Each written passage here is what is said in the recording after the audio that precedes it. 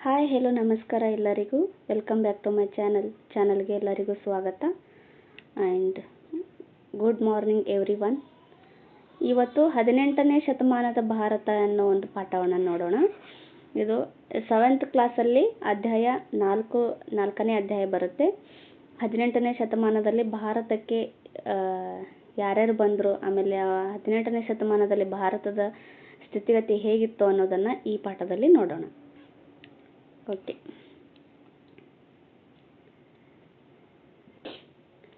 ಪಾಠದ ಪರಿಚಯವನ್ನು ಒಂದಿಷ್ಟು ನೋಡ್ಕೊಂಡು ಬಿಡೋಣ. ಯಾಕಂದರೆ ಕೆಲವೊಂದು ಸರಿ ಪಾಠ ಪರಿಚಯ ತುಂಬಾ ಇಂಪಾರ್ಟೆಂಟ್ ಆಗಿರುತ್ತೆ. ಭಾರತದ ಚರಿತ್ರೆಯಲ್ಲಿ 18ನೇ ಶತಮಾನವು ಒಂದು ಸಂಕ್ರಮಣ ಕಾಲವಾಗಿತ್ತು. ಅಂದರೆ ಇಲ್ಲೇನಾಗಿರುತ್ತೆ, ಕೆಲವೊಂದಿಷ್ಟು ಒಳ್ಳೆಯ ಬದಲಾವಣೆಗಳಾಗಿರ್ತವೆ ಅನ್ನೋದು ಇದರ ಅರ್ಥ. ಅಂದರೆ ಸಂಕ್ರಮಣ ಕಾಲವಾಗಿತ್ತು. ರಾಜಕೀಯ, ಆರ್ಥಿಕ, ಸಾಮಾಜಿಕ ಹಾಗೂ ಸಾಂಸ್ಕೃತಿಕವಾಗಿ ಭಾರತವು ಮಹತ್ವದ ಬದಲಾವಣೆಗಳಿಗೆ ಒಳಗಾಯಿತು. ಅಂದರೆ ಆರ್ಥಿಕವಾಗಿ ಆಗಿರ್ಬೋದು, ಸಾಮಾಜಿಕವಾಗಿ ಆಗಿರಬಹುದು, ಸಾಂಸ್ಕೃತಿಕವಾಗಿ ಭಾರತದಲ್ಲಿ ಕೆಲವೊಂದಿಷ್ಟು ಬದಲಾವಣೆಗಳು ಆಗ್ತವೆ.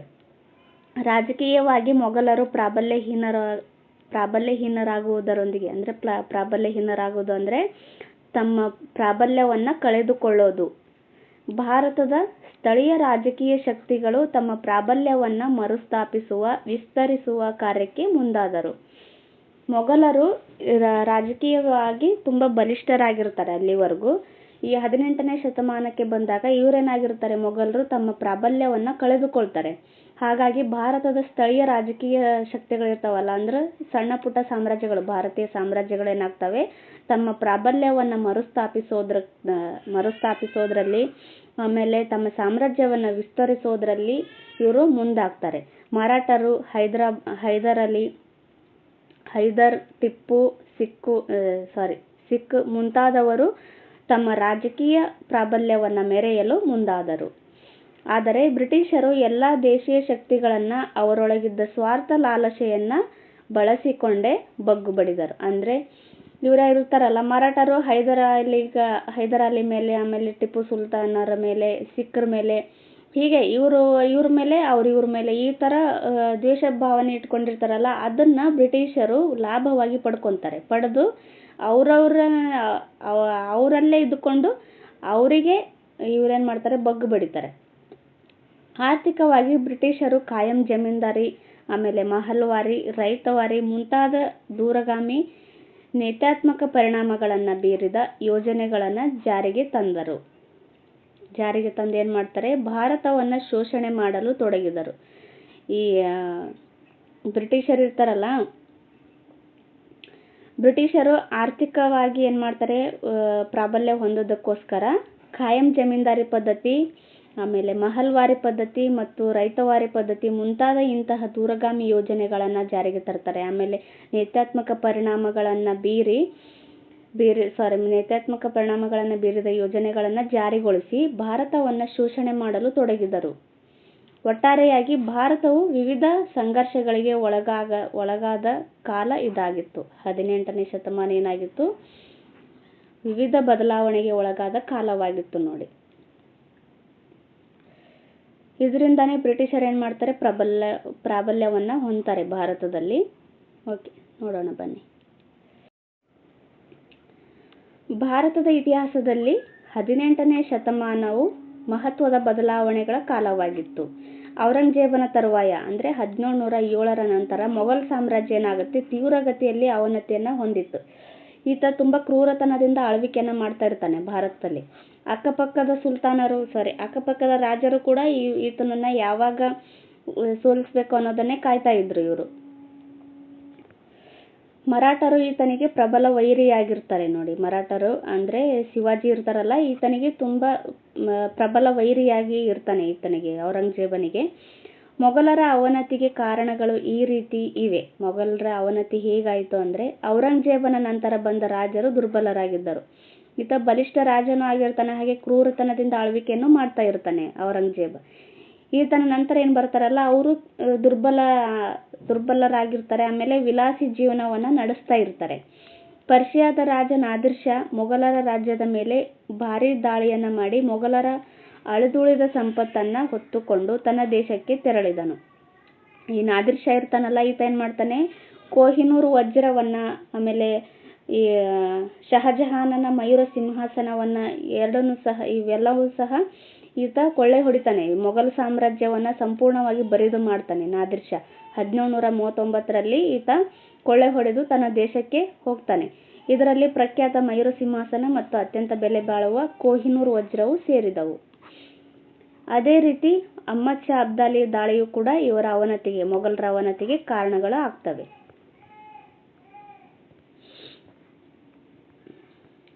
ಅಹ್ಮದ್ ಶಾ ಅಬ್ದಾಲಿ ದಾಳಿಯು ಕೂಡ ಇವರಿಗೆ ಭಾರಿ ಹೊಡೆತ ಕೊಡುತ್ತೆ. ಓಕೆ, ಈ ಎಲ್ಲ ಘಟನೆಗಳಿಂದಾಗಿ ಮೊಘಲ್ ರಾಜ್ಯವು ಮತ್ತೆ ಚೇತರಿಸಿಕೊಳ್ಳಲಿಲ್ಲ. ಓಕೆ, ಮರಾಠರ ಪ್ರಾಬಲ್ಯ ಹೇಗಿತ್ತು ಅಂತ ನೋಡೋಣ.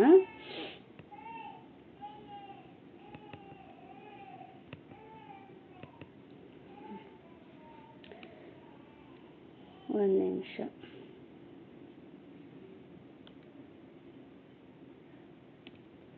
ಓಕೆ, ಮರಾಠ ರಾಜ್ಯದ ಸ್ಥಾಪಕ ಶಿವಾಜಿ. ಮೊಘಲ್ ಸಾಮ್ರಾಜ್ಯ ಹಾಗೂ ಬಹುಮನಿ ರಾಜ್ಯಗಳು ರಾಜಕೀಯವಾಗಿ ಉಚ್ಛ್ರಾಯ ಸ್ಥಿತಿಯಲ್ಲಿದ್ದಾಗ ಅವುಗಳಿಗೆ ಪರ್ಯಾಯವಾದ ಸ್ವತಂತ್ರ ರಾಜ್ಯ ಕಟ್ಟಲು ಶಿವಾಜಿ ಯಶಸ್ವಿಯಾದನು. ನೋಡ್ರಿ, ಮೊಘಲ್ ರಾಜ್ಯ ಆಮೇಲೆ ಬಹುಮನಿ ರಾಜ್ಯಗಳು ಇವರು ಬಲಿಷ್ಠ ಸೈನಿಕರನ್ನ ಹೊಂದಿ ಆಲ್ರೆಡಿ ರಾಜ್ಯವನ್ನ ಸ್ಥಾಪನೆ ಮಾಡಿ ಸುಮಾರು ವರ್ಷಗಳಾಗಿರ್ತವೆ. ಬಟ್ ಇವರ ವಿರುದ್ಧವಾಗಿ ಶಿವಾಜಿ ಏನ್ ಮಾಡ್ತಾನೆ, ಒಂದು ಸ್ವತಂತ್ರ ರಾಜ್ಯ ಕಟ್ಟೋದ್ರಲ್ಲಿ ಯಶಸ್ವಿ ಆಗ್ತಾನೆ ಶಿವಾಜಿ. ಅವನ ಯಶಸ್ವಿ ಆಡಳಿತ ನಿರ್ವಹಣೆಗೆ ನೆರವಾದವರು ಅಷ್ಟಪ್ರಧಾನರೆಂಬ 8 ಜನ ಮಂತ್ರಿಗಳು. ನೋಡಿ, ಅಷ್ಟಪ್ರಧಾನರನ್ನ ಹೊಂದಿರತಕ್ಕಂಥ ಸಾಮ್ರಾಜ್ಯ ಯಾವುದು ಅಥವಾ ರಾಜ್ಯ ಯಾವುದು ಅಂತ ಹಿಂದೆ ಎಕ್ಸಾಮ್ ಅಲ್ಲಿ ಕೇಳಿದ್ರು. ನೋಡಿ, ಈ ಶಿವಾಜಿ ಮರಾಠ ಸಾಮ್ರಾಜ್ಯದಲ್ಲಿ ಶಿವಾಜಿಯು ಅಷ್ಟಪ್ರಧಾನರೆಂಬ 8 ಜನ ಮಂತ್ರಿಗಳನ್ನ ಹೊಂದಿದ್ದ. ಇವರಲ್ಲಿ ಪೇಶ್ವೆಗಳು ಪ್ರಮುಖನಾದವನು. ಪೇಶ್ವೆ ಪ್ರಮುಖನಾಗಿರ್ತಾನೆ. ಇತಿಹಾಸಕಾರರು 18ನೇ ಶತಮಾನವನ್ನ ಮರಾಠರ ಪರಮಾಧಿಕಾಲ ಅಂತ ಕರೆದಿದ್ದಾರೆ. 18ನೇ ಶತಮಾನವನ್ನ ಮರಾಠರ ಪರಮಾಧಿಕಾರ ಅಂತ ಕರೀತಾರೆ, ಪರಮಾಧಿಕಾರದ ಕಾಲ ಅಂತ. ಈ ಕಾಲದಲ್ಲಿ ಮರಾಠರು ಪೇಶ್ವೆಯರ ನೇತೃತ್ವದಲ್ಲಿ ಭಾರತದ ಒಂದು ಬೃಹತ್ ರಾಜಕೀಯ ಮತ್ತು ಮಿಲಿಟರಿ ಶಕ್ತಿಯಾಗಿ ಹೊರಹೊಮ್ಮಿದರು. ಇವರು ಪೇಶ್ವೆಯರ ನೇತೃತ್ವದಲ್ಲಿ ಭಾರತದ ಒಂದು ಬೃಹತ್ ರಾಜಕೀಯ ಹಾಗೂ ಮಿಲಿಟರಿ ಶಕ್ತಿಯಾಗಿ ಹೊರಹೊಮ್ಮುತ್ತಾರೆ. ನೋಡಿ, ಒಂದು ಸಾಮ್ರಾಜ್ಯ, 2 ಪ್ರಬಲ ಸಾಮ್ರಾಜ್ಯಗಳ ಎದುರಿಗೆ 2 ಪ್ರಬಲ ಸಾಮ್ರಾಜ್ಯಗಳು ಆಲ್ರೆಡಿ ಆಳ್ವಿಕೆನ ಮಾಡ್ತಾ ಇರ್ತವೆ. ಅವುಗಳಿದ್ರೂ ಸಹ ಒಂದು ಹೊಸ ರಾಜ್ಯನ ಕಟ್ಟಿ ರಾಜಕೀಯವಾಗಿ ಮತ್ತು ಮಿಲಿಟರಿ ಶಕ್ತಿಯಾಗಿ ಬಲಿಷ್ಠರಾಗೋದು ಅಂದ್ರೆ ಅಷ್ಟು ಈಸಿಯಾದ ಮಾತಲ್ಲ. ಆದರೆ ಶಿವಾಜಿಯ ದಿಟ್ಟತನದಿಂದ ಇದೆಲ್ಲ ಸಾಧ್ಯ ಆಗುತ್ತೆ. ನೋಡಿ, ಪೇಶ್ವೆ ಎಂದರೆ ಶಿವಾಜಿ ಯಾವ ರೀತಿಯಾಗಿ ದಿಟ್ಟತನದಿಂದ ಒಂದು ಸಾಮ್ರಾಜ್ಯವನ್ನ ಕಟ್ಟಿದಾನಲ್ಲ, ಅದೇ ರೀತಿಯಾಗಿ ಯಾರೇ ಆಗ್ಲಿ ಮನಸ್ಸಲ್ಲಿ ಒಂದು ದೃಢವಾದ ಸಂಕಲ್ಪ ಇದ್ರೆ ಯಾರೇ ಆಗ್ಲಿ ಏನ್ ಬೇಕಾದ್ರೂ ಸಾಧನೆ ಮಾಡಬಹುದು ಅನ್ನೋದಕ್ಕೆ ಶಿವಾಜಿ ಒಬ್ಬ ಪ್ರೇರಣೆಯಾಗಿದ್ದಾರೆ. ನೋಡಿ, ಪೇಶ್ವೆ ಎಂದರೆ ಮರಾಠ ರಾಜನ ಪ್ರಧಾನ ಮಂತ್ರಿ. ಪೇಶ್ವೆ ಅಂದ್ರೆ ಯಾರು ಏನು ಅಂತಾನು ಕೇಳಿದ್ರು ಹಿಂದೆ ಎಕ್ಸಾಮ್ ಅಲ್ಲಿ. ಪೇಶ್ವೆ ಅಂದ್ರೆ ಮರಾಠ ರಾಜನ ಪ್ರಧಾನ ಮಂತ್ರಿ ಆಗಿರ್ತಾರೆ. ರಾಜರು ದುರ್ಬಲರಾದುದರಿಂದ ಪೇಶ್ವೆಗಳೇ ಆಳ್ವಿಕೆ ನಡೆಸುತ್ತಾ ಇದ್ರು. ಶಿವಾಜಿ ನಂತರ ಯಾರು ರಾಜರ ಆಳ್ವಿಕೆ ಮಾಡ್ತಾ ಇರ್ತಾರಲ್ಲ, ಅವ್ರೇನಾಗಿರ್ತಾರೆ, ದುರ್ಬಲರಾಗಿರ್ತಾರೆ. ಈ ಆಳ್ವಿಕೆ ಮಾಡೋದಕ್ಕೆ ಅಷ್ಟು ಸಮರ್ಥರಾಗಿರೋದಿಲ್ಲ. ಆವಾಗ ಏನ್ ಮಾಡ್ತಾರೆ, ಪೇಶ್ವೆಗಳೇ ಅವ್ರ ಹೆಸರಲ್ಲಿ ಈ ರಾಜ್ಯವನ್ನ ಆಳ್ವಿಕೆ ಮಾಡ್ತಾ ಇರ್ತಾರೆ. ಸುಮಾರು 100 ವರ್ಷಗಳ ಕಾಲ ಅಂದ್ರೆ 1713ರಿಂದ 1818ರವರೆಗೂ 7 ಮಂದಿ ಪೇಶ್ವೆಯರು ದಕ್ಕನ್ ಮತ್ತು ಉತ್ತರ ಭಾರತದ ಕೆಲವು ಪ್ರದೇಶಗಳನ್ನ ಆಳ್ತಾರೆ.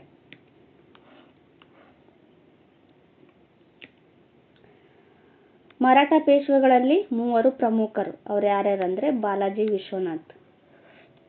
ನೋಡ್ರಿ, ಈತನ ಬಗ್ಗೆ TET ನಲ್ಲಿ ಕೇಳಿದ್ರು. ಈ ಲಾಸ್ಟ್ ಟೈಮ್ ಏನ್ TET ನಡೀತಲ್ಲ, ಅದಕ್ಕೂ ಮುಂಚೆ 2021-22ರಲ್ಲಿ ಏನ್ TET ನಡೀತಲ್ಲ ಅದರಲ್ಲಿ ಕೇಳಿದ್ರು. ನೋಡಿ, ಬಾಲಾಜಿ ವಿಶ್ವನಾಥ್, ಈತನಿಗೆ 2ನೇ ಶಿವಾಜಿ ಅಂತಾನೂ ಕರೀತಾರೆ. ಸಾರಿ, ಈತನಿಗಲ್ಲ, 1ನೇ ಬಾಜಿರಾವನಿಗೆ ಕರೀತಾರೆ. ನೋಡಿ, ಈತನ ಬಗ್ಗೆ ಬರುತ್ತೆ, ಮುಂದೆ ಹೇಳ್ತೀನಿ. ಬಾಲಾಜಿ ವಿಶ್ವನಾಥ್ ಈತನು ಮೊಘಲ್ ಚಕ್ರವರ್ತಿಯರೊಡನೆ ದೆಹಲಿ ಒಪ್ಪಂದವನ್ನ ಮಾಡಿಕೊಂಡನು. ಇದರ ಪರಿಣಾಮವಾಗಿ ದಕ್ಕನ್ನಿನ 6 ಸುಭಾಗಳಿಂದ ತೆರಿಗೆಗಳನ್ನ ವಸೂಲಿ ಮಾಡುವ ಹಕ್ಕನ್ನ ಪಡೆದನು. ನೋಡಿ, ಬಾಲಾಜಿ ವಿಶ್ವನಾಥ್ ಇದಾನಲ್ಲ, ಈತ ಮೊಘಲರೊಂದಿಗೆ ಕೆಲವೊಂದು ಒಪ್ಪಂದ ಮಾಡ್ಕೊತಾನೆ. ಅಂದರೆ ದೆಹಲಿ ಒಪ್ಪಂದವನ್ನು ಮಾಡ್ಕೊತಾನೆ. ಇದು ಕೇಳಿದರು, ದೆಹಲಿ ಒಪ್ಪಂದವನ್ನು ಮಾಡಿಕೊಂಡ ಈ ಮರಾಠ ಪೇಶ್ವೆ ಯಾರು ಅಂತ. ಬಾಲಾಜಿ ವಿಶ್ವನಾಥ್ ಈ ಒಪ್ಪಂದವನ್ನು ಮಾಡ್ಕೊತಾನೆ. ಇದರ ಪರಿಣಾಮ ಏನಾಗುತ್ತೆ ಅಂದ್ರೆ ದಕ್ಕನ್ನಿನ 6 ಸುಭಾಗಳಿಂದ ತೆರಿಗೆಗಳನ್ನು ವಸೂಲಿ ಮಾಡುವ ಹಕ್ಕನ್ನು ಈತ ಪಡಿತಾನೆ. 1ನೇ ಬಾಜಿರಾವ್, ಈತ 1720ರಿಂದ 1740ರವರೆಗೂ ಅಧಿಕಾರದಲ್ಲಿರ್ತಾನೆ. ಬಾಜಿರಾವ್ ಅಧಿಕಾರಕ್ಕೆ ಬಂದಾಗ 20ರ ತರುಣ, ಅಂದರೆ 20 ವಯಸ್ಸಿನವನಾಗಿರ್ತಾನೆ ಬಾಜಿರಾವ್.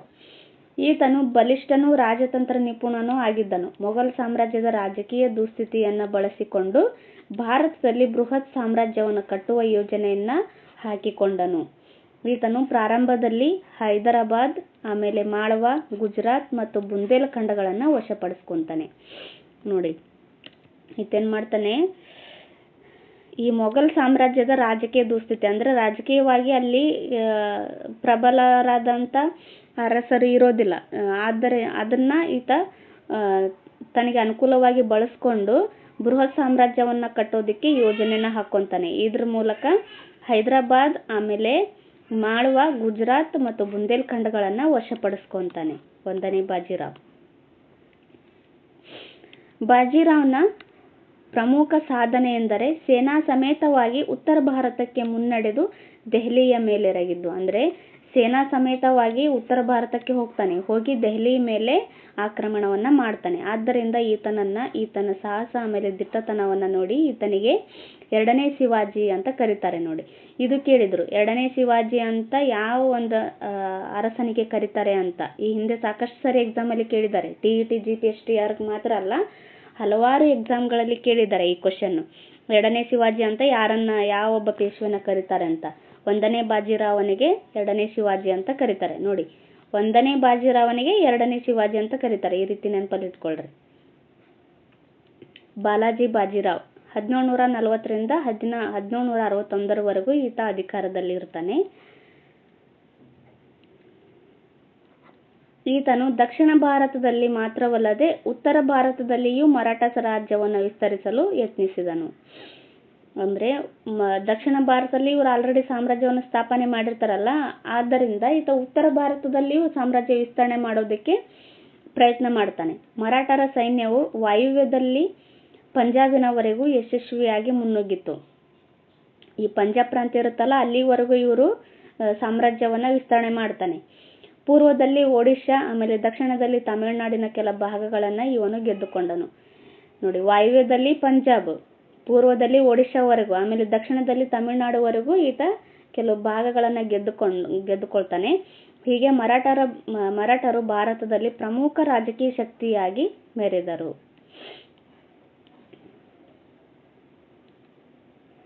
ಉತ್ತರ ಭಾರತದಲ್ಲಿ ರಾಜ್ಯ ವಿಸ್ತರಣೆಯಲ್ಲಿ ತೊಡಗಿದ್ದ ಮರಾಠರು ಅಫ್ಘನ್ ದಾಳಿಕೋರ ಅಹ್ಮದ್ ಶಾ ಅಬ್ದಾಲಿಯನ್ನ ಮುಖಾಮುಖಿಯಾದರು. ಅಂದರೆ ಅಹ್ಮದ್ ಶಾ ಅಬ್ದಾಲಿ ಅಲ್ಲಿ ಇರ್ತಾನಲ್ಲ, ಉತ್ತರ ಭಾರತದಲ್ಲಿ ಆಳ್ವಿಕೆಯನ್ನು ಮಾಡ್ತಾ ಇರ್ತಾನೆ, ಈತನಿಗೆ ಮುಖಾಮುಖಿ ಆಗ್ತಾರೆ. 1761ರಲ್ಲಿ ಜನವರಿ 14ರಂದು ಅವರೊಳಗೆ ನಿರ್ಣಾಯಕ ಕದನ ನಡೆಯಿತು. ಈ ಡೇಟ್ ಇಂಪಾರ್ಟೆಂಟ್, ನೋಡ್ಕೊಳ್ರಿ ಇದನ್ನ. 1761 ಜನವರಿ 14ರಂದು ಇವರಿಬ್ಬರ ನಡುವೆ ಕದನವಾಗುತ್ತೆ. ಇದೇ 3ನೇ ಪಾಣಿಪತ್ ಕದನ. ನೋಡಿ, 3ನೇ ಪಾಣಿಪತ್ ಕದನ.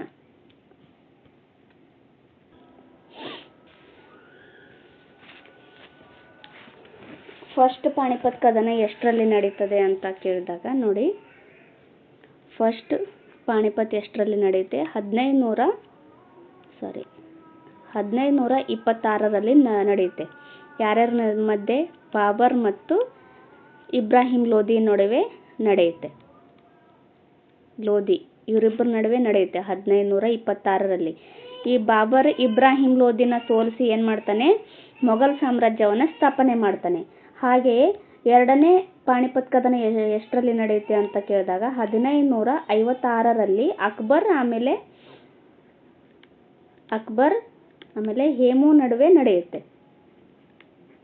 ನೋಡಿ, ಇಲ್ಲಿ ಅಕ್ಬರ್ ಇಬ್ರಾಹಿಂ ಖಾನ್ ಇರ್ತಾನಲ್ಲ, ಆತನ ನೇತೃತ್ವದಲ್ಲಿ ಈ ಯುದ್ಧ ನಡೆಯುತ್ತೆ. ಇಬ್ರಾಹಿಂ ಖಾನ್ ಇದರಲ್ಲಿ ಜಯ ಸಾಧಿಸ್ತಾನೆ, ಹೇಮು ಇದರಲ್ಲಿ ಸೋತ್ ಬಿಡ್ತಾನೆ. ಹಾಗೆ 1761ರಲ್ಲಿ ಏನಾಗುತ್ತೆ? 3ನೇ ಪಾಣಿಪತ್ ಕದನ ನಡೆಯುತ್ತೆ. ಇದರಲ್ಲಿ ಈ ಸದಾಶಿವರಾವ್ ಬಾವು ಇರ್ತಾನಲ್ಲ, ಆತನು ಸೋಲ್ತಾನೆ. ಸೋತು ಇದೇನಾಗುತ್ತೆ? ಅಹಮದ್ ಶಾ ಅಬ್ದಾಲಿ ಈತ ಜಯಗಳಿಸ್ತಾನೆ. ಇದರೊಂದಿಗೆ ಇವರೇನಾಗ್ತಾರೆ, ಮರಾಠರ ಸೈನ್ಯ ಇಲ್ಲಿ ಸೋತು ಹೋಗುತ್ತೆ. ಮರಾಠರು ಯುದ್ಧದಲ್ಲಿ ಸೋತು ಹೋದರು. ಇದರ ಪರಿಣಾಮವಾಗಿ ಮರಾಠರ ಸೈನಿಕ ಶಕ್ತಿ ಕುಂದಿತ್ತು. ಇದರಿಂದ ಏನಾಗುತ್ತೆ, ಮರಾಠರ ಸೈನಿಕ ಶಕ್ತಿ ಏನಾಗುತ್ತೆ, ಕುಸಿತೋಗುತ್ತೆ. ಮರಾಠರ ಅವನತಿಯು ಬ್ರಿಟಿಷ್ ವ್ಯಾಪಾರಿಗಳಿಗೆ ಭಾರತದಲ್ಲಿ ತಮ್ಮ ರಾಜಕೀಯ ಪ್ರಭಾವವನ್ನು ಹೆಚ್ಚಿಸಿಕೊಳ್ಳಲು ಸಂದರ್ಭವನ್ನು ಸೃಷ್ಟಿ ಮಾಡಿತು. ಮರಾಠರು ಏನಾಗಿರ್ತಾರೆ, ಪ್ರಬಲವಾದ ಶಕ್ತಿಯನ್ನು ಹೊಂದಿರ್ತಾರೆ. ಆದ್ದರಿಂದ ಬ್ರಿಟಿಷರು ಇಲ್ಲಿ ವ್ಯಾಪಾರ ಮಾಡೋದಕ್ಕೆ ಕಷ್ಟ ಆಗ್ತಾ ಇರುತ್ತೆ. ಯಾವಾಗ ಈ ಮರಾಠರು ಸ್ವಲ್ಪ ಕುಗ್ಗಿ ಹೋಗ್ತಾರಲ್ಲ, ಅವರು ಅವನತಿಯ ಅತ್ತ ಹೋಗ್ತಾರಲ್ಲ, ಆವಾಗ ಈ ಬ್ರಿಟಿಷರಿಗೆ ಇಲ್ಲಿ ವ್ಯಾಪಾರ ಮಾಡೋದಕ್ಕೆ ಒಂದು ದಾರಿಯಾಗುತ್ತೆ ನೋಡಿ. ಇವರು ರಾಜಕೀಯವಾಗಿ ಪ್ರಭಾವ ಬೀರೋದ್ರಲ್ಲಿ ಇದೊಂದು ಸಂದರ್ಭ ಸೃಷ್ಟಿಯಾಗುತ್ತೆ ಅವರಿಗೆ. ನೆಕ್ಸ್ಟು ಕರ್ನಾಟಕ ಯುದ್ಧಗಳು ಬರ್ತವೆ. ಫ್ರೆಂಚರು ಆಮೇಲೆ ಬ್ರಿಟಿಷರ ಮಧ್ಯೆ ನಡೆಯುತ್ತೆ. 1746ರಿಂದ 1763ರವರೆಗೂ ಕರ್ನಾಟಕ ಯುದ್ಧಗಳು ನಡೀತವೆ. ಮೊಘಲ್ ಸಾಮ್ರಾಜ್ಯದ ಒಂದು ಪ್ರಾಂತ್ಯವೇ ಕರ್ನಾಟಕ ಆಗಿರುತ್ತೆ. ಕೋರಮಂಡಲ ತೀರ, ಈಗಿನ ತಮಿಳುನಾಡು ಹಾಗೂ ಆಂಧ್ರ ಪ್ರದೇಶದ ತೀರ ಪ್ರದೇಶವನ್ನು ಕೋರಮಂಡಲ ತೀರ ಅಂತ ಕರಿತಾ ಇದ್ರು. ಈ ಕರ್ನಾಟಕ ಪ್ರಾಂತ್ಯ ಎಲ್ಲಿರುತ್ತೆ, ಮೊಘಲ್ ಸಾಮ್ರಾಜ್ಯದ ಒಂದು ಪ್ರಾಂತ್ಯವಾಗಿರುತ್ತೆ. ಮತ್ತು ಅದರ ಹಿನ್ನಾಡನ್ನ ಯುರೋಪಿಯನ್ನರು ಕರ್ನಾಟಕ ಎಂದು ಕರಿತಾ ಇದ್ರು. ಕೋರಮಂಡಲ ತೀರ ಆಮೇಲೆ ಅದರ ಹಿನ್ನಾಡಿನ ಪ್ರದೇಶ ಇರ್ತಲ್ಲ, ಅವುಗಳನ್ನು ಕರ್ನಾಟಕ ಅಂತ ಕರಿತಾ ಇದ್ರು. ಬ್ರಿಟಿಷ್ ಮತ್ತು ಫ್ರೆಂಚರ ನಡುವೆ ದಕ್ಷಿಣ ಭಾರತದ ವ್ಯಾಪಾರದ ಮೇಲಿನ ನಿಯಂತ್ರಣಕ್ಕಾಗಿ ಪೈಪೋಟಿ ನಡೆದು ಅಲ್ಪ ಕಾಲದಲ್ಲೇ ಅದು ಕದನದ ಹಾದಿಯನ್ನ ಹಿಡಿಯುವಂತೆ ಮಾಡಿತು. ಇವರಿಬ್ಬರಲ್ಲಿ ಏನಾಗುತ್ತೆ, ವ್ಯಾಪಾರ ಮಾಡೋದಕ್ಕೆ ದಕ್ಷಿಣ ಭಾರತದ ಮೇಲೆ ವ್ಯಾಪಾರ ಮಾಡಿ ವ್ಯಾಪಾರದ ಅಧಿಕಾರವನ್ನು ಪಡೆಯೋದಕ್ಕೋಸ್ಕರ ಇವ್ರೇನು ಮಾಡ್ತಾರೆ, ಇಬ್ಬರಲ್ಲೂ ಪೈಪೋಟಿ ನಡೀತಾ ಇರುತ್ತೆ. ಇದೇನಾಗುತ್ತೆ, ಬೇಗನೆ ಕದನದ ಹಾದಿಯನ್ನು ಹಿಡುತ್ತೆ.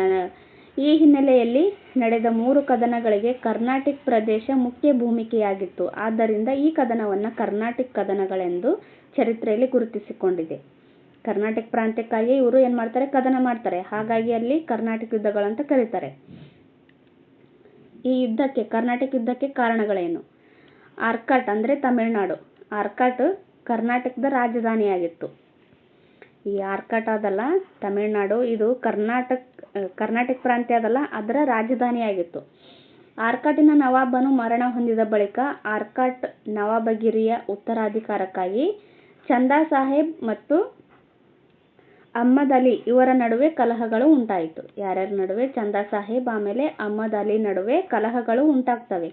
ಚಂದಾ ಸಾಹೇಬ್ ಫ್ರೆಂಚರ ಸಹಾಯವನ್ನು, ಮಹಮ್ಮದ್ ಅಲಿಯು ಇಂಗ್ಲಿಷರ ಸಹಾಯವನ್ನು ಯಾಚಿಸಿದರು. ನೋಡಿ, ಈ ರೀತಿಯಾದ ರಾಜಕೀಯ ಕಲಹಗಳೇನಾಗ್ತವೆ, ಬ್ರಿಟಿಷರಿಗೆ ಪ್ರಬಲವಾದ ರಾಜಕೀಯ ಶಕ್ತಿಯಾಗಿ ಬೆಳೆಯೋದಕ್ಕೆ ಈ ನಮ್ಮ ಭಾರತೀಯರೇ ದಾರಿ ಮಾಡಿಕೊಡ್ತಾರೆ ಅವರಿಗೆ. ಈ ಚಂದಾ ಸಾಹೇಬ್ ಫ್ರೆಂಚರ ಸಹಾಯ ಪಡೆದ್ರೆ ಅಹ್ಮದ್ ಅಲಿ ಏನು ಮಾಡ್ತಾನೆ, ಇಂಗ್ಲಿಷರ ಸಹಾಯವನ್ನು ಪಡಿತಾನೆ. ಇಂಗ್ಲಿಷರು ಮತ್ತು ಫ್ರೆಂಚರ ಕಲಹದಲ್ಲಿ ಮಧ್ಯ ಪ್ರವೇಶಿಸಿದರು. ಇವರು ಚಂದಾ ಸಾಹೇಬನಿಗೆ ಆಮೇಲೆ ಮಹಮ್ಮದ್ ಅಲಿ ಇವರಿಬ್ಬರಿಗೆ ಆರ್ಕಾಟಿನ ನವಾಬಗಿರಿಯನ್ನು ಕೊಡಿಸೋದಕ್ಕೋಸ್ಕರ ಇಂಗ್ಲಿಷರು ಮತ್ತು ಫ್ರೆಂಚರು ಏನು ಮಾಡ್ತಾರೆ, ಕಲಹದಲ್ಲಿ ಮಧ್ಯಪ್ರವೇಶ ಮಾಡ್ತಾರೆ. ಅವರ ದೂರಗಾಮಿ ರಾಜಕೀಯ ಹಿತಾಸಕ್ತಿಗಳೇ ಮಧ್ಯಪ್ರವೇಶಕ್ಕೆ ಕಾರಣವಾದವು. ಅಂದರೆ ಇಂಗ್ಲಿಷರು ಮಹಮ್ಮದ್ ಅಲಿಗೆ ಸಹಾಯ ಮಾಡಿದರೆ ಅವರು ಸಹ ರಾಜಕೀಯವಾಗಿ ಪ್ರಬಲ ಆಗೋದಕ್ಕೆ ಸಾಧ್ಯ ಆಗುತ್ತೆ ಅನ್ನೋದು ಇವ್ರಿಗೆ ಗೊತ್ತಿತ್ತು. ಫ್ರೆಂಚರು ಸಹ ಅದೇ ರೀತಿಯಾಗಿ ಆಸೆನ ಇಟ್ಕೊಂಡು ಅವರಿಗೆ ಸಹಾಯ ಮಾಡೋದಕ್ಕೆ ಮುಂದೆ ಬರ್ತಾರೆ. ಚತುರನಾದ ರಾಬರ್ಟ್ ಕ್ಲೈವ್ ಇಂಗ್ಲಿಷ್ ಸೇನೆಯ ನಾಯಕನಾಗಿದ್ದ. ನೋಡಿ, ಕರ್ನಾಟಕ ಯುದ್ಧದಲ್ಲಿ, ಮೊದಲ ಕರ್ನಾಟಕ ಯುದ್ಧದ ಬ್ರಿಟಿಷರ ಸೇನೆ ನಾಯಕ ಯಾರಾಗಿದ್ದ ಅಂತಂದರೆ ರಾಬರ್ಟ್ ಕ್ಲೈವ್ ಆಗಿದ್ದ. ನೋಡಿ, ಮಹತ್ವಾಕಾಂಕ್ಷೆ ಗವರ್ನರ್ ಡೂಪ್ಲೆ ಫ್ರೆಂಚರ ನಾಯಕ ಡೂಪ್ಲೆ ಆಗಿದ್ದ. ಈ ರಾಬರ್ಟ್ ಕ್ಲೈವ್ ಇಂಗ್ಲಿಷರ ನಾಯಕನಾಗಿದ್ದ. ಅಂತಿಮವಾಗಿ 3ನೇ ಕರ್ನಾಟಕ ಯುದ್ಧದಲ್ಲಿ ಇಂಗ್ಲಿಷರು ಜಯಶಾಲಿಗಳಾದರು. ಪರಿಣಾಮವಾಗಿ ಭಾರತದಲ್ಲಿ ಫ್ರೆಂಚರು ಮೂಲೆ ಗುಂಪಾದರು. ಈ ಫ್ರೆಂಚರು ಏನಾಗಿರ್ತಾರೆ, ಬಲಿಷ್ಠವಾದ ಸೈನಿಕ ಶಕ್ತಿಯನ್ನು ಹೊಂದಿರೋದಿಲ್ಲ, ಹಾಗೆ ರಾಜಕೀಯವಾಗಿ ಪ್ರಬಲರಾಗ್ತಾ ಇರಲಿಲ್ಲ ಇವರು. ಆದ್ದರಿಂದ ಇವರೇನು ಮಾಡ್ತಾರೆ, ಈ ಇಂಗ್ಲಿಷರ ವಿರುದ್ಧ ಸೋಲ್ತಾರೆ. ಇಂಗ್ಲಿಷರೇ ಜಯಶಾಲಿಗಳಾಗ್ತಾರೆ. ಮೊದಲ ಕರ್ನಾಟಕ ಯುದ್ಧದಲ್ಲಿ ಫ್ರೆಂಚರು ಮೇಲುಗೈ ಸಾಧಿಸಿದರು. ಮೊದಲ ಕರ್ನಾಟಕ ಯುದ್ಧದಲ್ಲಿ ಏನು ಮಾಡ್ತಾರೆ, ಫ್ರೆಂಚರು ಜಯಗಳಿಸ್ತಾರೆ. ಇದು ಎಕ್ಸ್ಲಾ ಚಾಪೆಲ್ ಒಪ್ಪಂದವಾಗಿದೆ. ಈ ಫ್ರೆಂಚರು ಜಯಗಳಿಸ್ತಾರಲ್ಲ, ಆವಾಗ ಬ್ರಿಟಿಷರೊಂದಿಗೆ ಎಕ್ಸ್ಲಾ ಚಾಪೆಲ್ ಒಪ್ಪಂದವನ್ನು ಮಾಡ್ಕೊತಾರೆ. ನೋಡಿ, ಈ ಥರ ಕೇಳಿದ್ರು, ಮೊದಲ ಕರ್ನಾಟಕ ಯುದ್ಧದ ಒಪ್ಪಂದ ಮೊದಲ ಕರ್ನಾಟಕ ಯುದ್ಧ ನಡೀತಲ್ಲ ಅಲ್ಲಿ ಆಗಿರ್ತಕ್ಕಂಥ ಒಪ್ಪಂದ ಯಾವುದು ಅಂತ ಕೇಳಿದ್ರು. ಎಕ್ಸ್ಲಾ ಚಾಪೆಲ್ ಒಪ್ಪಂದ ನೋಡಿ, ನೆನಪಲ್ಲಿ ಇಟ್ಕೊಳ್ರಿ. ಈ ಹಿಂದೆ ಸಾಕಷ್ಟು ಸರಿ ಕೇಳಿದ್ದಾರೆ. TETಗೂ ಇದು ಎಕ್ಸ್ಪೆಕ್ಟೆಡ್ ಕ್ವಶನ್ ಆಗಿದೆ ನೋಡಿ. ಎರಡನೇ ಕರ್ನಾಟಕ ಯುದ್ಧದ ಕೊನೆಯ ಹೊತ್ತಿಗೆ ಇಂಗ್ಲಿಷರು ಆರ್ಕಾಟಿನಲ್ಲಿಯೂ ಫ್ರೆಂಚರು ಹೈದರಾಬಾದಿನಲ್ಲಿಯೂ ತಮ್ಮ ಪ್ರಾಬಲ್ಯವನ್ನು ಕಾಯ್ದುಕೊಂಡರು. ಅಂದರೆ ಇಬ್ಬರೂ ಸಹ ಹೈದರಾಬಾದ್ನಲ್ಲಿ ತಮ್ಮ ಪ್ರಾಬಲ್ಯವನ್ನು ಬೆಳೆಸ್ಕೊಂಡ್ರು ಅನ್ನೋದು ಇದರ ಅರ್ಥ. ಓಕೆ, ನೆಕ್ಸ್ಟ್ ಫ್ರೆಂಚರ ಸೋಲಿಗೆ ಕಾರಣಗಳೇನು ಅಂತ ಕೊಟ್ಟಿದ್ದಾರೆ ನೋಡಿ. ತುಂಬಾ ಇಂಪಾರ್ಟೆಂಟ್ ಇದು. GPSTRಗೆ ಎಕ್ಸ್ಪೆಕ್ಟೆಡ್ ಕ್ವಶನ್ ಆಗಿದೆ. ಸೊ ನೆನಪಲ್ಲಿ ಇಟ್ಕೊಳ್ರಿ. ಫ್ರೆಂಚರು ವ್ಯಾಪಾರವನ್ನು ನಿರ್ಲಕ್ಷಿಸಿ ರಾಜಕೀಯದಲ್ಲಿ ಹೆಚ್ಚಿನ ಆಸಕ್ತಿ ತೋರಿದರು. ಇವರು ವ್ಯಾಪಾರಕ್ಕೋಸ್ಕರನೇ ಇಂಡಿಯಾಗೆ ಬಂದಿರ್ತಾರೆ. ವ್ಯಾಪಾರದಲ್ಲಿ ನಾವು ಏಕಸ್ವಾಮ್ಯವನ್ನು ಪಡಿಬೇಕು ಅನ್ನೋದು ಇವರು ನೆನಪಲ್ಲಿ ಇಟ್ಕೊಂಡಿರಲ್ಲ. ಅಂದರೆ ಇವ್ರೇನು ಮಾಡ್ತಾರೆ, ರಾಜಕೀಯವಾಗಿ ನಾವು ಬೆಳಿಬೇಕು ಅನ್ನೋದೇ ಇವರು ಆಸಕ್ತಿ ಜಾಸ್ತಿ ಆಗಿರುತ್ತೆ. ಆದರೆ ಇಂಗ್ಲಿಷರು ವ್ಯಾಪಾರದ ಮೇಲೆ ಹೆಚ್ಚು ಗಮನ ಹರಿಸಿ ವ್ಯಾಪಾರದ ಹಿತಾಸಕ್ತಿಗಳನ್ನು ರಕ್ಷಿಸಿಕೊಳ್ಳಲು ರಾಜಕೀಯವನ್ನು ಪ್ರವೇಶಿಸಿದರು. ನೋಡ್ರಿ, ಇವರು ಚತುರವಂತರು. ಇವರು ಬ್ರಿಟಿಷರು ಇವರೇನು ಮಾಡ್ತಾರೆ, ವ್ಯಾಪಾರದಲ್ಲಿ ನಾವು ಪ್ರಬಲರಾದರೆ ರಾಜಕೀಯವಾಗಿ ಪ್ರಬಲರಾಗಬಹುದು ಅನ್ನೋದು ಇವರಿಗೆ ಅರಿವಾಗಿರುತ್ತೆ. ಇಂಗ್ಲಿಷರಿಗೆ ಇಂಗ್ಲಿಷ್ ನೌಕಾಪಡೆ ಫ್ರೆಂಚ್ ನೌಕಾಪಡೆಗಿಂತ ಪ್ರಬಲವಾಗಿತ್ತು. ನೌಕಾಪಡೆ ಫ್ರೆಂಚರಿಗಿಂತ ಇಂಗ್ಲಿಷರು ಬಲಿಷ್ಠರಾಗಿದ್ದರು, ಪ್ರಬಲವನ್ನು ಹೊಂದಿದ್ರು. ಇಂಗ್ಲಿಷ್ ಅಧಿಕಾರಿಗಳು ಪರಸ್ಪರ ಸಹಕರಿಸಿ ಕಂಪನಿಯ ಹಿತಾಸಕ್ತಿ ಬಗ್ಗೆ ಹೆಚ್ಚು ಗಮನ ಹರಿಸಿದರು. ನೋಡಿ, ಇಂಗ್ಲಿಷರು ಏನು ಮಾಡ್ತಾರೆ, ಈ ಇಂಗ್ಲಿಷರು ಆಮೇಲೆ ಈ ಕಂಪನಿ ಇಬ್ಬರಲ್ಲೂ ಒಂದು ಅಂಡರ್ಸ್ಟ್ಯಾಂಡಿಂಗ್ ಇರುತ್ತೆ, ಹಿತಾಸಕ್ತಿಯನ್ನು ಹೊಂದಿರ್ತಾರೆ. ಬಟ್ ಫ್ರೆಂಚ್ ಅಧಿಕಾರಿಗಳು ಪರಸ್ಪರ ಸಹಕಾರ ನೀಡದೆ ತಮ್ಮೊಳಗೆ ಜಗಳವಾಡ್ತಾ ಇದ್ರು. ನೋಡಿ, ಇವ್ರೇನು ಮಾಡ್ತಾರೆ, ಇಂಗ್ಲಿಷರು ಈ ಕಂಪನಿ ಜೊತೆಗೆ ಆಮೇಲೆ ತಾವು ಪರಸ್ಪರ ಸಹಕಾರವನ್ನು ಹೊಂದಿ ಅಂದರೆ ಅಂಡರ್ಸ್ಟ್ಯಾಂಡಿಂಗ್ ಮಾಡಿಕೊಂಡು ಕೆಲಸವನ್ನು ನಿರ್ವಹಿಸ್ತಾ ಇರ್ತಾರೆ. ಬಟ್ ಫ್ರೆಂಚರು ಏನು ಮಾಡ್ತಾರೆ, ಇಲ್ಲ, ಈ ಫ್ರೆಂಚ್ ಸರ್ಕಾರಕ್ಕೆ ಕಂಪನಿಗೆ ಸಹಕಾರವನ್ನು ನೀಡದೆ ತಮ್ಮೊಳಗೆ ಜಗಳವಾಡ್ತಾ ಇರ್ತಾರೆ.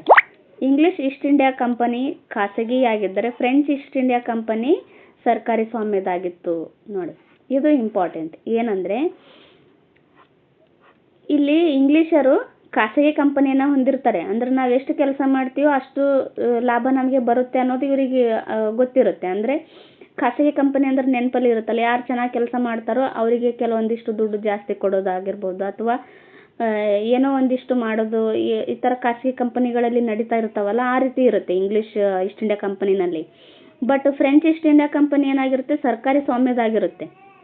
ಅವರು ಎಷ್ಟೇ ಚೆನ್ನಾಗಿ ಕೆಲಸ ಮಾಡಿದ್ರು ಸರ್ಕಾರಿ ಸಂಬಳ ಎಷ್ಟು ಬರುತ್ತೋ ಅಷ್ಟೇ ಮಾತ್ರ ಅವ್ರಿಗೆ ಮೀಸಲಾಗಿರುತ್ತೆ. ಹಾಗಾಗಿ ಇವ್ರೇನು ಮಾಡ್ತಾರೆ, ಇವರು ಜಾಸ್ತಿ ಹಿತಾಸಕ್ತಿಯನ್ನು ತೋರಿಸೋದಿಲ್ಲ ಈ ಫ್ರೆಂಚ್ ಈಸ್ಟ್ ಇಂಡಿಯಾ ಕಂಪನಿಗೆ. ಆದ್ದರಿಂದ ಇದು ಕೂಡ ಫ್ರೆಂಚರ ಅವನತಿಗೆ ಕಾರಣ ಆಗುತ್ತೆ. ನೆಕ್ಸ್ಟ್, ಬಂಗಾಳದಲ್ಲಿ ಬ್ರಿಟಿಷರ ಆಡಳಿತ ಆರಂಭ ಯಾವ ರೀತಿ ಆಯಿತು ಅನ್ನೋದನ್ನು ನೋಡೋಣ.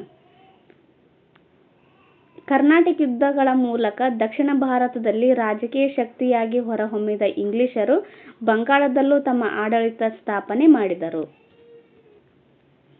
ಕರ್ನಾಟಕ ಯುದ್ಧಗಳಾಗ್ತಾವಲ್ಲ, ಅದಾದಮೇಲೆ ಏನು ಮಾಡ್ತಾರೆ, ಕರ್ನಾಟಕ ಯುದ್ಧಗಳ ಮೂಲಕ ದಕ್ಷಿಣ ಭಾರತದಲ್ಲಿ ರಾಜಕೀಯ ಶಕ್ತಿಯಾಗಿ ಹೊರಹೊಮ್ಮಿದ ಇಂಗ್ಲಿಷರು ಬಂಗಾಳದಲ್ಲೂ ತಮ್ಮ ಆಡಳಿತವನ್ನು ಸ್ಥಾಪನೆ ಮಾಡ್ತಾ ಬರ್ತಾರೆ. ಬಂಗಾಳವು ಮೊಘಲ್ ಸಾಮ್ರಾಜ್ಯದ ಸಂಪದ್ಭರಿತ ಪ್ರಾಂತ್ಯವಾಗಿತ್ತು. ನೋಡಿ, ಬಂಗಾಳ ಪ್ರಾಂತ್ಯ ಅಲ್ಲಿ ನೋಡಿದ್ವಲ್ಲ, ಬಂಗಾಳ, ಬಿಹಾರ್ ಮತ್ತು ಒಡಿಸ್ಸಾಗಳು ಈ ಪ್ರಾಂತ್ಯಗಳಲ್ಲಿ ಇರ್ತವೆ. ಅದರ ಪ್ರಾಂತ್ಯಾಧಿಕಾರಿಯಾಗಿದ್ದ ಅಲಿವರ್ದಿ ಖಾನ್ ಮೊಘಲ ಸಾಮ್ರಾಜ್ಯ ಅವನತಿಯ ಹಾದಿಯಲ್ಲಿದ್ದಾಗ ಸ್ವತಂತ್ರನಾದನು. ಈ ಅಲಿವರ್ದಿ ಖಾನ್ ಏನಾಗಿರ್ತಾನೆ, ಬಂಗಾಳ ಪ್ರಾಂತ್ಯದ ಪ್ರಾಂತಾಧಿಕಾರಿಯಾಗಿರ್ತಾನೆ. ಈ ಮೊಘಲ್ ಸಾಮ್ರಾಜ್ಯ ಅವನತಿಯತ್ತ ಹೋಗ್ತಾ ಇದ್ದಂಗೆ ಈತೇನು ಮಾಡ್ತಾನೆ, ಸ್ವತಂತ್ರವಾಗಿ ಆಳ್ವಿಕೆಯನ್ನು ಮಾಡೋದಕ್ಕೆ ಸ್ಟಾರ್ಟ್ ಮಾಡ್ತಾನೆ. ಆತನ ನಂತರ ಸಿರಾಜ್ ಉದ್ದೌಲ್ ಬಂಗಾಳದ ನವಾಬನಾದನು. ಈ ಅಲಿವರ್ದಿ ಖಾನ್ ಮರಣದ ನಂತರ ಸಿರಾಜ್ ಉದ್ದೌಲ್ ಏನು ಮಾಡ್ತಾನೆ, ಈ ಬಂಗಾಳದ ನವಾಬನಾಗ್ತಾನೆ. ನವಾಬ ಸಿರಾಜನು ಯುವಕನಾದ್ದರಿಂದ ಇಂಗ್ಲಿಷರು ಅವನನ್ನು ಕಡೆಗಣಿಸಿ ಅವನ ಅನುಮತಿ ಪಡೆಯದೆ ಕಲ್ಕತ್ತಾದಲ್ಲಿ ಫೋರ್ಟ್ ವಿಲಿಯಂ ಕೋಟೆಯನ್ನು ಬಲಪಡಿಸಿದರು. ನೋಡಿ, ಈ ಬಂಗಾಳ ಪ್ರಾಂತ್ಯದಲ್ಲಿ ದಸ್ತಕ್ಗಳನ್ನು ಹೊಂದಿರ್ತಾರೆ ಇವರು ಯಾರು, ಬ್ರಿಟಿಷರು. ಯಾರಿಂದ, ಫಾರೂಕ್ಸಿಯಾರ್ನಿಂದ ದಸ್ತಕ್ಗಳನ್ನು ಪಡೆದಿರ್ತಾರೆ. ಈ ಬಂಗಾಳ ಪ್ರಾಂತ್ಯದ ಮೇಲೆ ಸುಂಕರಹಿತವಾಗಿ ವ್ಯಾಪಾರವನ್ನು ಮಾಡೋದಕ್ಕೆ ಅನುಮತಿಯನ್ನು ಪಡೆದಿರ್ತಾರಲ್ಲ, ಈ ಸಿರಾಜ್ ಉದ್ದೌಲ್ ಏನು ಮಾಡಿರ್ತಾನೆ, ಬಂಗಾಳದ ನವಾಬನಾದಾಗ ಈತನ ಅನುಮತಿಯನ್ನು ಪಡಿಲಾರ್ದೇ ಏನು ಮಾಡ್ತಾರೆ, ಕಲ್ಕತ್ತಾದಲ್ಲಿ ಫೋರ್ಟ್ ವಿಲಿಯಂ ಕೋಟೆಯನ್ನು ಬಲಪಡಿಸ್ತಾರೆ. ಅಲ್ಲದೆ ವ್ಯಾಪಾರದ ರಿಯಾಯಿತಿಗಳನ್ನು ದುರುಪಯೋಗ ಮಾಡುತ್ತಿದ್ದರು. ವ್ಯಾಪಾರದ ರಿಯಾಯಿತಿಗಳು ಇರ್ತಾವಲ್ಲ, ಕೆಲವೊಂದಿಷ್ಟು ಡಿಸ್ಕೌಂಟ್ ಅದೆಲ್ಲ, ಅದೇನು ಮಾಡ್ತಾನೆ ಇವರು ದುರುಪಯೋಗನ ಪಡಿಸ್ಕೊತಾ ಇರ್ತಾರೆ. ಇಂಗ್ಲಿಷರು ತನ್ನ ಆದೇಶಗಳನ್ನು ಪಾಲಿಸದೆ ತನ್ನ ವೈರಿಗಳೊಡನೆ ಸೇರಿ ಕುತಂತ್ರ ಮಾಡ್ತಿದ್ದಾರೆಂದು ನವಾಬನು ಭಾವಿಸಿದನು. ಈತೇನು ಮಾಡ್ತಾನೆ, ಈ ಸಿರಾಜುದ್ದೌಲ್ ಇವರು ಇಂಗ್ಲಿಷರು ನನ್ನ ವಿರುದ್ಧನೇ ಕುತಂತ್ರ ಮಾಡ್ತಾ ಇದ್ದಾರೆ ಅಂತ ಈತನಿಗೆ ಅನಿಸುತ್ತೆ. ಅದರಿಂದ ಕೋಪಗೊಂಡು ಇಂಗ್ಲಿಷ್ ಕೋಟೆಗಳನ್ನು ಸ್ವಾಧೀನಪಡಿಸಿಕೊಂಡನು. ಈತ ಇಂಗ್ಲಿಷ್ ಕೋಟೆಗಳು ಇರ್ತಾವಲ್ಲ, ವ್ಯಾಪಾರಿ ಮಳಿಗೆಗಳು, ಅವುಗಳನ್ನು ಸ್ವಾಧೀನಪಡಿಸ್ಕೊತಾನೆ. ಇದೇ ಏನಾಗುತ್ತೆ, ಪ್ಲಾಸಿ ಕದನಕ್ಕೆ ಕಾರಣವಾಗುತ್ತೆ. ನೋಡಿ, ಪ್ಲಾಸಿ ಕದನ ತುಂಬಾ ಇಂಪಾರ್ಟೆಂಟ್. ಇದು ಪ್ಲಾಸಿ ಕದನಕ್ಕೆ ಇದು ಕಾರಣವಾಗುತ್ತೆ. ಓಕೆ, ಎಷ್ಟರಲ್ಲಿ ನಡೆಯುತ್ತೆ ಅಂದರೆ 1757ರಲ್ಲಿ ಈ ಪ್ಲಾಸಿ ಕದನ ನಡೆಯುತ್ತೆ. ನೋಡ್ರಿ, 1757 ಆಮೇಲೆ 1765 ಈ ಎರಡು ಇಸ್ವಿಗಳು ತುಂಬ ಚೆನ್ನಾಗಿ ನೆನಪಲ್ಲಿ ಇಟ್ಕೋಬೇಕು ನೀವು. ಯಾಕಂದರೆ ಈ ಸಾಕಷ್ಟು ಸರಿ ಎಕ್ಸಾಮಲ್ಲಿ ಕೇಳಿದ್ದಾರೆ ಹಿಂದೆ. ಇವೆರಡು ತುಂಬ ಇಂಪಾರ್ಟೆಂಟ್ ಆಗಿರತಕ್ಕಂಥ ಇಸ್ವಿಗಳು. ಇದು ಪ್ಲಾಸಿ ಕದನ ನಡೆಯುತ್ತೆ, ಇದು ಬಕ್ಸರ್ ಕದನ ನಡೆಯುತ್ತೆ. ನೋಡಿ, ನವಾಬ್ ಸಿರಾಜುದ್ದೌಲನ ದಾಳಿಯ ವಾರ್ತೆ ಕೇಳಿದ ಮದ್ರಾಸಿನ ಕಂಪನಿಯ ಅಧಿಕಾರಿಗಳು ರಾಬರ್ಟ್ ಕ್ಲೈವ್ನ ನೇತೃತ್ವದಲ್ಲಿ ಕಲ್ಕತ್ತಾ ಸೈನ್ಯಕ್ಕೆ ರವಾನಿಸಿದರು. ರಾಬರ್ಟ್ ಕ್ಲೈವ್ ಏನಾಗಿರ್ತಾನೆ, ಅಲ್ಲಿ ಈತನ ನೇತೃತ್ವದಲ್ಲಿ ಕಲ್ಕತ್ತಾದಲ್ಲಿ ಸೈನ್ಯವನ್ನು ಕಳಿಸ್ತಾರೆ. ಬಂಗಾಳದ ಪರಿಸ್ಥಿತಿಯನ್ನು ಅರಿತ ಕ್ಲೈವ್ ನವಾಬನ ವಿರುದ್ಧ ಒಳಸಂಚು ನಡೆಸಿದನು. ಅಲ್ಲಿ ಕೆಲವೊಂದಿಷ್ಟು ಅವರವರಲ್ಲೇ ಅಂತಃಕಲಗಳಿರ್ತಾವಲ್ಲ, ಅದನ್ನು ಈತ ತಿಳ್ಕೊತಾನೆ ರಾಬರ್ಟ್ ಕ್ಲೈವ್. ಇದನ್ನು ತಿಳ್ಕೊಂಡು ಏನು ಮಾಡ್ತಾನೆ, ಒಳಸಂಚನ್ನು ನಡೆಸ್ತಾನೆ. ಸಿರಾಜನ ಸೇನಾನಿ ಮೀರ್ ಜಾಫರನಿಗೆ ನವಾಬಗಿರಿಯ ಆಸೆಯನ್ನು ತೋರಿಸಿ ರಹಸ್ಯ ಒಪ್ಪಂದವನ್ನು ಮಾಡ್ಕೊತಾನೆ. ಸೈನಿಕ ಇದರಿಂದನೇ ನಾವು ಏನೋ ಪ್ರಬಲರಾಗೋದಕ್ಕೆ ಸಾಧ್ಯ ಆಗೋದಿಲ್ಲ ಅನ್ನೋದು ಇವ್ರಿಗೆ ಅರಿವಾಗಿರುತ್ತೆ ಇಂಗ್ಲಿಷರಿಗೆ. ಆದ್ದರಿಂದ ಈತ ಏನು ಮಾಡ್ತಾನೆ, ಇಲ್ಲೇ ನವಾಬಗಿರಿಯ ಆಸೆಯನ್ನು ಇನ್ನೊಬ್ರು ಇಟ್ಕೊಂಡಿರ್ತಾರೆ, ಯಾರು, ಮೀರ್ ಜಾಫರ್. ಈತನಿಗೆ ಆಸೆ ತೋರಿಸ್ತಾನೆ ರಾಬರ್ಟ್ ಕ್ಲೈವ್. ರಹಸ್ಯವಾಗಿ ಒಪ್ಪಂದ ಮಾಡ್ಕೊತಾರೆ ಇವರಿಬ್ಬರು. ಅಂದರೆ ರಾಬರ್ಟ್ ಕ್ಲೈವ್ ಏನು ಮಾಡ್ತಾನೆ, ಒಪ್ಪಂದ ಏನು ಮಾಡ್ಕೊತಾನೆ ಅಂದರೆ, ನಿನಗೆ ಈ ನವಾಬಗಿರಿಯನ್ನು ಕೊಡಿಸ್ತೀನಿ, ಅದಕ್ಕೆ ನೀವು ಪ್ರತಿಯಾಗಿ ನೀನು ಕೆಲವೊಂದಿಷ್ಟು ಕಾರ್ಯಗಳನ್ನು ಮಾಡಬೇಕು ನನಗೆ ಅಂತ ಈತ ಒಪ್ಪಂದವನ್ನು ಮಾಡ್ಕೊಂಡಿರ್ತಾನೆ ರಾಬರ್ಟ್ ಕ್ಲೈವ್. ನವಾಬನ ಸೇನಾನಿ ಮೀರ್ ಜಾಫರ್ ನವಾಬನಾಗುವ ಆಸೆಯಿಂದ ಇಂಗ್ಲಿಷರೊಡನೆ ಒಪ್ಪಂದವನ್ನು ಮಾಡಿಕೊಂಡನು. ಅದರಂತೆ ನವಾಬನಾದ ಕೂಡಲೇ ಇಂಗ್ಲಿಷರಿಗೆ 17,70,00,000 ರೂಪಾಯಿ ಕೊಡಬೇಕಾಗಿತ್ತು. ನೋಡಿ, 17,70,00,000 ರೂಪಾಯಿ ಕೊಡಬೇಕಾಗಿತ್ತು. ಈ ಕಪ್ಪು ವ್ಯವಹಾರದಲ್ಲಿ ಅಮೀನ್ ಚಂದ್ ಎಂಬ ವರ್ತಕ ಮಧ್ಯಸ್ಥಿಕೆಯನ್ನು ವಹಿಸಿದ್ದ. ನೋಡಿ, ಇದು ಕೇಳಬಹುದು. ಮೀರ್ ಜಾಫರ್ನ ಈತ ಒಪ್ಪಂದವನ್ನು ಮಾಡ್ಕೊತಾನಲ್ಲ, ಆ ಮಧ್ಯಸ್ಥಿಕೆಯನ್ನು ಯಾರು ವಹಿಸಿದ್ರು ಅಂತ ಕೇಳ್ತಾರೆ, ಅಮೀನ್ ಚಂದ್. ನೋಡಿ, ಓಕೆ, ನೆಕ್ಸ್ಟ್ ನೋಡೋಣ.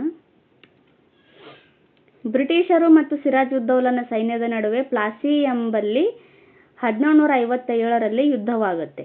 ಯುದ್ಧದಲ್ಲಿ ಮೀರ್ ಜಾಫರ್ ಬ್ರಿಟಿಷರಿಗೆ ನೆರವಾದನು. ಅಂತಿಮವಾಗಿ ಸಿರಾಜುದ್ದೌಲ್ ಸೋತು ಕೊಲ್ಲಲ್ಪಟ್ಟನು. ಈ ಪ್ಲಾಸಿ ಕದನದಲ್ಲಿ ಮೀರ್ ಜಾಫರ್ ಬ್ರಿಟಿಷರಿಗೆ ಹೆಲ್ಪ್ ಮಾಡ್ತಾನಲ್ಲ, ಹಾಗಾಗಿ ಸಿರಾಜುದ್ದೌಲ್ ಸೋತು ಇವನಿಗೆ ಕೊಂದುಬಿಡ್ತಾರೆ ಅಲ್ಲಿ ಯುದ್ಧದಲ್ಲಿ. ಮೀರ್ ಜಾಫರನು ಮಾಡಿದ ದ್ರೋಹದಿಂದ ಬ್ರಿಟಿಷರಿಗೆ ಜಯ ಲಭಿಸಿತು. ಈತ ಮೀರ್ ಜಾಫರ್ ಬ್ರಿಟಿಷರಿಗೆ ಹೆಲ್ಪ್ ಮಾಡ್ತಾನಲ್ಲ, ಅದ್ರ ಬದಲಾಗಿ ಆತ ಕೆಲವೊಂದಿಷ್ಟು ಒಪ್ಪಂದವನ್ನು ಮಾಡ್ಕೊಂಡಿರ್ತಾನಲ್ಲ, ಅದೇ ಥರ ಆತ ಬ್ರಿಟಿಷರಿಗೆ ಹೆಲ್ಪ್ ಮಾಡ್ತಾನೆ. ಬ್ರಿಟಿಷರ ಕೃಪೆಯಿಂದ ಮೀರ್ ಜಾಫರ್ ಬಂಗಾಳದ ನವಾಬನಾಗ್ತಾನೆ. ಆದರೆ ಅವನು ಬ್ರಿಟಿಷರ ಕೈಗೊಂಬೆಯಾದನು. ಬ್ರಿಟಿಷರು ಯಾವ ರೀತಿ ಹೇಳ್ತಾರೋ ಆ ರೀತಿಯಾಗಿ ಕೇಳ್ತಾ ಇರ್ತಾನೆ ಮೀರ್ ಜಾಫರ್. ಕಂಪನಿಯು ಹೇರಳ ಹಣ ಮತ್ತು 24 ಪರಗಣ ಎಂಬ ಜಿಲ್ಲೆಯ ಜಮೀನ್ದಾರಿ ಹಕ್ಕನ್ನು ಪಡೆಯಿತು. ನೋಡಿ, ಇದು ಇಂಪಾರ್ಟೆಂಟ್. ಈ ಪ್ಲಾಸಿ ಕದನದ ಪರಿಣಾಮ ಏನಾಯಿತು ಅಂತಂದಾಗ ಕಂಪನಿ ಯಥೇಚ್ಛವಾಗಿ ಹಣ ಪಡೆಯುತ್ತೆ. ಹಾಗೆ 24 ಪರಗಣ ಎಂಬ ಜಿಲ್ಲೆಯ ಜಮೀನ್ದಾರಿ ಹಕ್ಕನ್ನು ಕೂಡ ಇದು ಪಡೆಯುತ್ತೆ. ಇದು ಕಂಪನಿಯು ಭಾರತದಲ್ಲಿ ಕಬಳಿಸಿದ ಪ್ರಥಮ ಭೂಭಾಗವಾಗಿತ್ತು. ನೋಡಿ, ಬ್ರಿಟಿಷ್ ಕಂಪನಿಯು ಭಾರತದಲ್ಲಿ ಕಬಳಿಸಿದ ಪ್ರಥಮ ಭೂಭಾಗ ಯಾವುದು ಅಥವಾ ಪ್ರಥಮ ಭೂಪ್ರದೇಶ ಯಾವುದು ಅಂತ ಎಕ್ಸಾಮಲ್ಲಿ ಕೇಳ್ತಾರೆ. ಅದು ಯಾವುದು ಅಂದಾಗ 24 ಪರಗಣ ಎಂಬ ಜಿಲ್ಲೆ ನೋಡಿ. ಪ್ಲಾಸಿ ಕದನವು ಮುಂದಿನ ಬಕ್ಸರ್ ಕದನಕ್ಕೂ ಕಾರಣವಾಯಿತು. ವ್ಯಾಪಾರಿಗಳಾಗಿ ಬಂದಿದ್ದ ಇಂಗ್ಲಿಷರು ಒಮ್ಮಿಂದೊಮ್ಮೆ ಆಡಳಿತ ನಡೆಸುವ ಅಧಿಕಾರ ಕೂಡ ಪಡಿತಾರೆ. ಪ್ಲಾಸಿ ವಿಜಯವು ಭಾರತದಲ್ಲಿ ಬ್ರಿಟಿಷ್ ಸಾಮ್ರಾಜ್ಯ ಸ್ಥಾಪನೆಗೆ ನಾಂದಿಯಾಯಿತು. ನೋಡಿ, ಇದು ಒಂದು ತುಂಬ ಇಂಪಾರ್ಟೆಂಟ್. ಈ ಪ್ಲಾಸಿ ಕದನದ ವಿಜಯ ಪಡಿತಾರಲ್ಲ ಈ ಬ್ರಿಟಿಷರು, ಅದರ ಪರಿಣಾಮವಾಗಿ ಏನಾಗುತ್ತೆ, ಇವರು ಭಾರತದಲ್ಲಿ ಬ್ರಿಟಿಷ್ ಸಾಮ್ರಾಜ್ಯವನ್ನು ಸ್ಥಾಪನೆ ಮಾಡೋದಕ್ಕೆ ನಾಂದಿಯಾಗುತ್ತೆ. ನೋಡಿ, ಈ ಪಾಠ ತುಂಬಾ ಇಂಪಾರ್ಟೆಂಟ್ ಆಗಿದೆ. ನಿಮ್ಮ ಫ್ರೆಂಡ್ಸ್ಗಳಿಗೂ ಈ ವಿಡಿಯೋನ ಶೇರ್ ಮಾಡಿ, ಯಾಕಂದರೆ ತುಂಬಾ ಇಂಪಾರ್ಟೆಂಟ್ ಆಗಿದೆ ಈ ಪಾಠ. ಮುಖ್ಯ ಇಸ್ವಿಗಳು ಯಾವ್ಯಾವು ಅಂತ ಕೇಳಿದಾಗ 1711ರಿಂದ 1761ರಲ್ಲಿ ಭಾರತದಲ್ಲಿ ಮರಾಠರ ಪರಮಾಧಿಕಾರದ ಕಾಲವಾಗಿರುತ್ತೆ. 1711ರಿಂದ 1761ರವರೆಗೂ ಇವರು ಪರಮಾಧಿಕಾರ ಕಾಲವಾಗಿರುತ್ತೆ. 1761ರಲ್ಲಿ 3ನೇ ಪಾಣಿಪತ್ ಕದನ ನಡೆಯುತ್ತೆ. ಅಹಮದ್ ಶಾ ಅಬ್ದಾಲಿ ಮತ್ತು ಇವರು ಮರಾಠರ ಮಧ್ಯೆ. ಆವಾಗ ಇವರು ಮರಾಠರ ಸೈನಿಕ ಪ್ರಾಬಲ್ಯ ಕುಂದುತ್ತೆ. ಅವರು ಈ 3ನೇ ಪಾಣಿಪತ್ ಕದನದಲ್ಲಿ ಸೋಲ್ತಾರೆ ಮರಾಠರು. ನೆಕ್ಸ್ಟ್ 1739 ನಾದಿರ್ ಶಾ ಮೊಘಲ ರಾಜ್ಯದ ಮೇಲೆ ದಾಳಿ ಮಾಡಿದ್ದು. ನಾದಿರ್ ಶಾ 1739ರಲ್ಲಿ ಮೊಘಲ್ ಸಾಮ್ರಾಜ್ಯದ ಮೇಲೆ ದಾಳಿ ಮಾಡಿ ಈ ಶಹಜಹಾನನ ಮಯೂರ ಸಿಂಹಾಸನವಿರುತ್ತೆ. ಶಹಜಹಾನ ಮಯೂರ ಸಿಂಹಾಸನ, ಆಮೇಲೆ ಕೊಹಿನೂರ್ ವಜ್ರ ಇವೆಲ್ಲವನ್ನು ಕೊಳ್ಳೆ ಹೊಡೆದು ತನ್ನ ದೇಶಕ್ಕೆ ಮರಳುತ್ತಾನೆ. 1757ರಲ್ಲಿ ಪ್ಲಾಸಿ ಕದನವಾಗುತ್ತೆ. 1761ರಲ್ಲಿ 3ನೇ ಪಾಣಿಪತ್ ಕದನ ನಡೆಯುತ್ತೆ. ಜನವರಿ 14 ಅನ್ನೋದನ್ನ ನೆನಪಲ್ಲಿಟ್ಕೊಳ್ರಿ. ಬಾಲಾಜಿ ಬಾಜಿರಾವ್ನ ನೇತೃತ್ವದಲ್ಲಿ ಇದು ಸೋಲುತ್ತೆ, ಈ 3ನೇ ಪಾಣಿಪತ್ ಕದನ. ಇಲ್ಲಿ ಅಹಮದ್ ಶಾ ಅಬ್ದಾಲಿ ಏನು ಮಾಡ್ತಾನೆ, ಜಯವನ್ನು ಗಳಿಸ್ತಾನೆ. ನೋಡಿ, 1765ರಲ್ಲಿ ಬಕ್ಸಾರ್ ಕದನ ನಡೆಯುತ್ತೆ, ನೆನಪಲ್ಲಿ ಇಟ್ಕೊಳ್ರಿ. ಇದು ಒಂದು ಬಕ್ಸಾರ್ ಕದನ. ಓಕೆ, ನೆಕ್ಸ್ಟ್ ನೋಡೋಣ. ಎರಡನೇ ಶಿವಾಜಿ ಎಂಬ ಕೀರ್ತಿಗೆ ಪಾತ್ರರಾದ ಪೇಶ್ವೆ ಯಾರು ಅಂತ ಕೇಳಿದ್ದಾರೆ. ಎರಡನೇ ಶಿವಾಜಿ ಅಂತ ಯಾರಿಗೆ ಕರೀತಾರೆ, ಆವಾಗಲೇ ಹೇಳಿದ್ನಲ್ಲ, 1ನೇ ಬಾಲಾಜಿ ಬಾಜಿರಾವನಿಗೆ 2ನೇ ಶಿವಾಜಿ ಅಂತ ಕರೀತಾರೆ ಅಂತ. 1ನೇ ಬಾಜಿರಾವನಿಗೆ ಏನಂತ ಕರೀತಾರೆ, 2ನೇ ಶಿವಾಜಿ ಅಂತ ಕರೀತಾರೆ, ನೆನಪಲ್ಲಿ ಇಟ್ಕೊಳ್ರಿ. ಕರ್ನಾಟಕದ ರಾಜಧಾನಿ ಯಾವುದಾಗಿತ್ತು ಅಂತ ಕೇಳಿದ್ದಾರೆ. ಕರ್ನಾಟಕ ರಾಜಧಾನಿ ಆರ್ಕಾಟ್ ಆಗಿತ್ತು ನೋಡಿ. ಓಕೆ, ಪ್ಲಾಸಿ ಕದನ ಎಷ್ಟರಲ್ಲಿ ನಡೆಯುತ್ತೆ? ಪ್ಲಾಸಿ ಕದನ 1757ರಲ್ಲಿ ನಡೆಯುತ್ತೆ. 3ನೇ ಪಾಣಿಪತ್ ಕದನ ಎಷ್ಟರಲ್ಲಿ ನಡೆಯಿತು ಅಂತ ಕೇಳಿದ್ದಾರೆ. 3ನೇ ಪಾಣಿಪತ್ ಕದನ 1761 ಜನವರಿ 14ರಂದು ನಡೆಯುತ್ತೆ ನೋಡಿ. ಯಾರ್ಯಾರ ನಡುವೆ? ಅಹಮದ್ ಶಾ ಅಬ್ದಾಲಿ ಆಮೇಲೆ ಬಾಲಾಜಿ ಬಾಜಿರಾವ್ನ ನಡುವೆ ನಡೆಯುತ್ತೆ ನೋಡಿ. ಓಕೆ, ನೆಕ್ಸ್ಟ್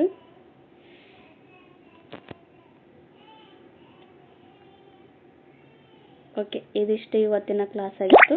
ನೆಕ್ಸ್ಟ್ ಕ್ಲಾಸ್ 5ನೇ ಅಧ್ಯಾಯ ಬ್ರಿಟಿಷ್ ಪ್ರಾಬಲ್ಯದ ಬೆಳವಣಿಗೆಗಳನ್ನು ನೋಡೋಣ. ನೆಕ್ಸ್ಟ್ ಕ್ಲಾಸ್ ಬರುತ್ತೆ, ಅದು ನಾಳೆ ನೋಡೋಣ ಆ ಕ್ಲಾಸ್. ಓಕೆ, ಇದಿಷ್ಟು ಇವತ್ತಿನ ಕ್ಲಾಸ್ ಆಗಿತ್ತು. ಯಾರಿಗೆಲ್ಲ ಈ ಕ್ಲಾಸ್ ಇಷ್ಟ ಆಗಿದೆಯೋ ದಯವಿಟ್ಟು ಒಂದು ಲೈಕ್ ಮಾಡಿ, ಕಮೆಂಟ್ ಮಾಡಿ ಮತ್ತು ನಿಮ್ಮ ಫ್ರೆಂಡ್ಸ್ಗಳ ಜೊತೆನೂ ಶೇರ್ ಮಾಡಿ. ಹಾಗೆ ಯಾರೆಲ್ಲ ಇನ್ನೂ ನನ್ನ ಚಾನಲ್ನ ಸಬ್ಸ್ಕ್ರೈಬ್ ಮಾಡ್ಕೊಂಡಿಲ್ವೋ ದಯವಿಟ್ಟು ನನ್ನ ಚಾನೆಲ್ನ ಸಬ್ಸ್ಕ್ರೈಬ್ ಮಾಡ್ಕೊಳ್ಳಿ. ನೀವು ಸಬ್ಸ್ಕ್ರೈಬ್ ಮಾಡ್ಕೊಳ್ಳೋದ್ರಿಂದ ನನಗೆ ಸಹಕಾರ ಮಾಡ್ದಂಗೆ ಆಗುತ್ತೆ. ಓಕೆ, ಇಷ್ಟೊತ್ತು ಈ ವಿಡಿಯೋ ನೋಡಿದ್ದಕ್ಕೆ ತುಂಬ ಹೃದಯದ ಧನ್ಯವಾದಗಳು. ಸಿಗೋಣ ನೆಕ್ಸ್ಟ್ ಕ್ಲಾಸಲ್ಲಿ. Thank you.